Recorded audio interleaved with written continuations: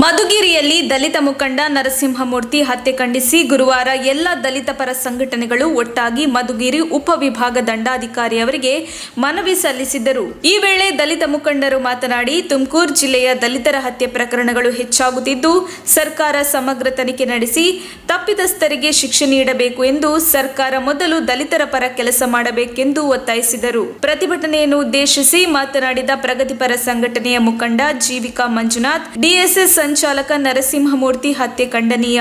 ದಲಿತರಿಗೆ ರಕ್ಷಣೆ ನೀಡದ ಗೃಹ ಸಚಿವರು ರಾಜೀನಾಮೆ ನೀಡಬೇಕೆಂದು ಒತ್ತಾಯಿಸಿದರು.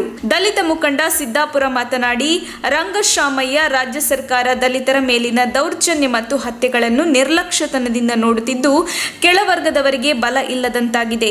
ಇದು ತುಂಬಾ ಬೇಸರ ತರಿಸುತ್ತದೆ. ಸರ್ಕಾರ ಎಚ್ಚೆತ್ತು ಈ ಕೃತ್ಯ ಮಾಡಿದವರಿಗೆ ತಕ್ಕ ಶಿಕ್ಷೆ ನೀಡಲೇಬೇಕು ಎಂದು ತಿಳಿಸಿದರು.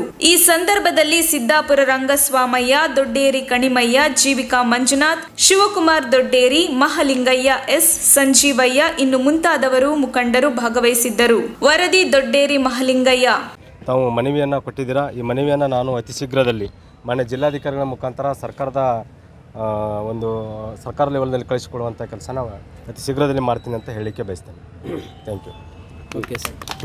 ತಕ್ಷಣ ಬೇಕಾಗಿದ್ದಾರೆ. ತುಮಕೂರಿನ ಹೆಸರಾಂತ ಕಂಪನಿಯಲ್ಲಿ ಗುತ್ತಿಗೆ ಕಾರ್ಮಿಕರಾಗಿ ಕೆಲಸ ಮಾಡಲು ಯುವಕರು ಬೇಕಾಗಿದ್ದಾರೆ.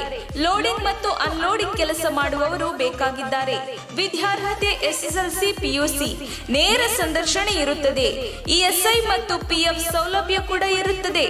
ಆಸಕ್ತರು ಕೂಡಲೇ ಸಂಪರ್ಕಿಸಿ. ನವೀನ್ GL. Mobile number 9743103968.